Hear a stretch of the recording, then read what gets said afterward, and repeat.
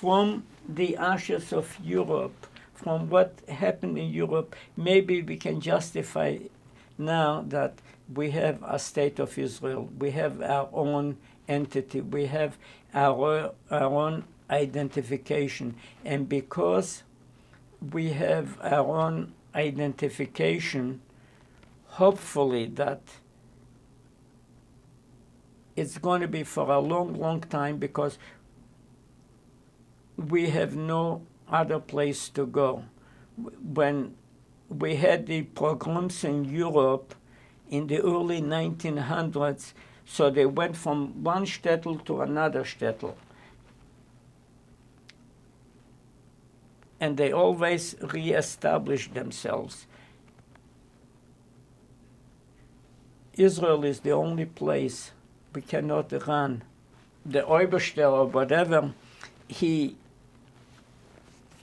chose us as his chosen people, but somehow, right from the beginning, when he was talking to Abraham, he said, Lech lecha me'artzecha, go forth from your land. And since then, der Yid hat geschleppt a pekl auf dem pleytse.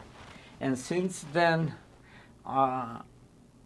we were the wandering Jew, always mit a pekl auf dem pleytse. We were always exiled to Babylon, from Babylon back to Israel. Then in all of our great writings, the Talmud and everything else, was written outside of Israel.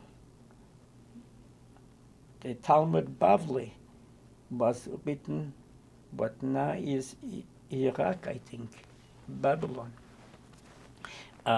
All of the great commentaries, Maimonides, Rashi, all of these great writers, religious writers, were outside of the parameters of Israel. So now I hope, since all of this is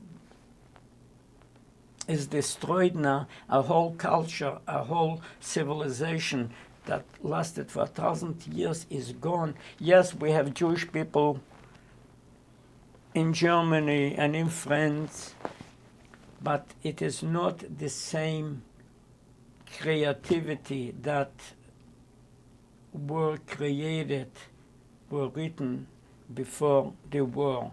So I hope we have a new civilization now. I hope that the leaders in Israel be strong and take care of the people.